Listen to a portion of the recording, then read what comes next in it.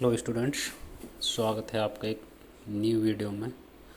आज हम class 7th का चैप्टर 1 समानता के बारे में पढ़ेंगे।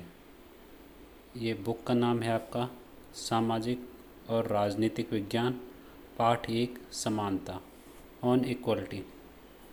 तो इसमें से जितने भी मेन और इम्पोर्टेंट पॉइंट हैं, महत्वपूर्ण पॉइंट है, वो यहाँ पे डिस्कस किए गए हैं। और यह चैप्टर आपने ध्यान से समझ लिया तो उसके बाद इस चैप्टर में से कोई भी क्वेश्चन, चाहे आपके यूटी में बने, चाहे फर्स्ट टर्म में बने या फिर फाइनल में एग्ज़ाम में, इससे बाहर एक भी क्वेश्चन आपसे नहीं पूछा जाएगा। तो इस चैप्टर को ध्यान से समझिए, और अगर आपको ये समझ में आ गया तो फिर जितने भी क्वेश्चन आपके इस चैप्टर से बनेंगे वे सारे के सारे क्वेश्चन इसी चैप्टर में इसी वीडियो में कंप्लीट हो जाएंगे। ठीक है, पहला है क्वेश्चन, मध्याह्न भोजन कार्यक्रम क्या है, यानी कि what is mid day meal programme. यानी जो सरकारी स्कूलों में दोपहर के समय लंच में जो खाना बच्चों को दिया जाता है वो यानी कि क्या है। यह एक कार्यक्रम है जिसके अंतर्गत सभी प्राथमिक सरकारी स्कूलों में बच्चों को दोपहर का भोजन लंच टाइम का समय स्कूल के द्वारा मुफ्त दिया जाता है। यानी जो दोपहर के समय का भोजन है वो बच्चों को मुफ्त में दिया जाता है।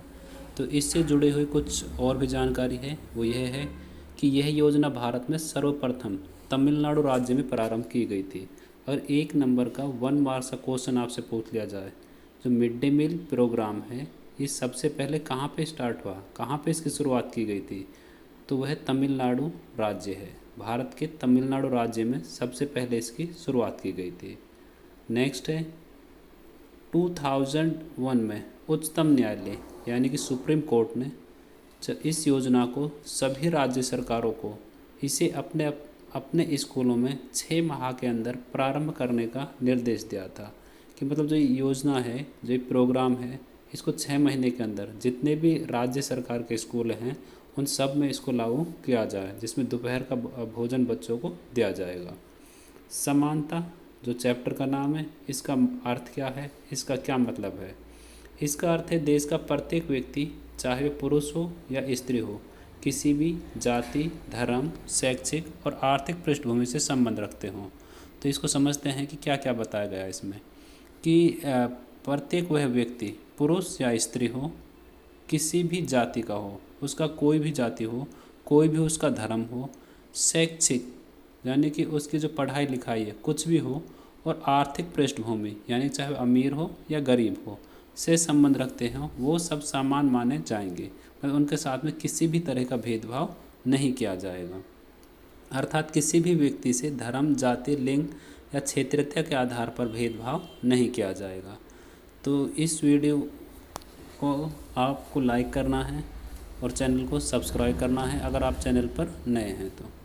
फिर रोज़ा पार्क्स एक अफ्रीकन महिला थी जिसके बारे में इसमें एक कहानी बताई गई है उसकी, कि वह जब शाम के समय ड्यूटी से घर लौट रही थी तो जिस सीट पर वो बैठी हुई थी उस पर उसको हटने के लिए बोला गया था, उस सीट को छोड़ने के लिए बोला गया था, लेकिन इन्होंने सीट छोड़ने से मना कर दिया था। और उसके बाद वहाँ पे एक आंदोलन शुरुआत हुई थी जिसे नागरिक अधिकार अधिनियम पारित हुआ था। ठीक है, और इस आंदोलन के अनुसार क्या था कि सभी व्यक्तियों को वहाँ पे जो उनके साथ भेदभाव किया जाता था उनको समान अधिकार दे दिए गए थे। और ये उस बुक में से आप एनसीईआरटी में से और पढ़ोगे तो पूरा डिटेल में इसमें दिया हुआ है।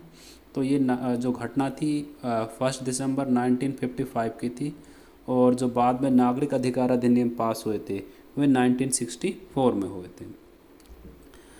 1964 में होते कि सभी को वहाँ पर आने के बराबर से अधिकार दे दिए गए थे।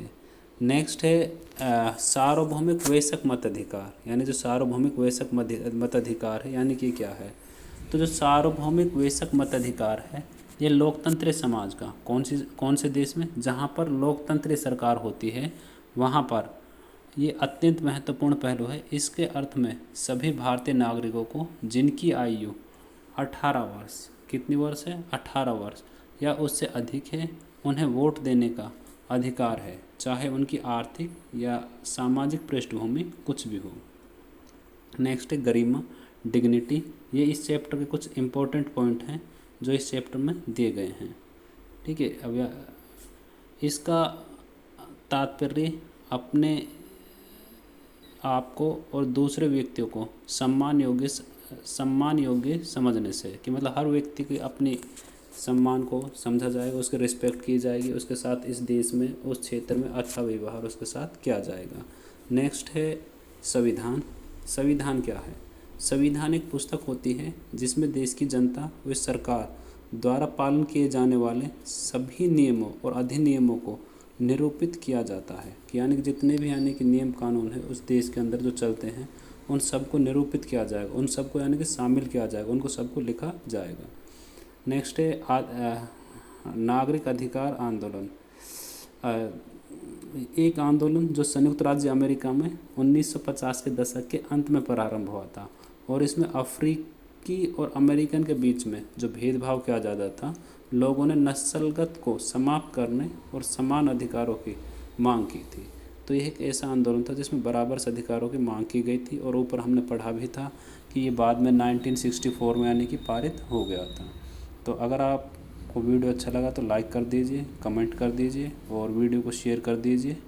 ठीक है, और अगर आप नए हैं तो इस पर चैनल पर सब्सक्राइब कर दीजिए। धन्यवाद वीडियो को देखने के लिए।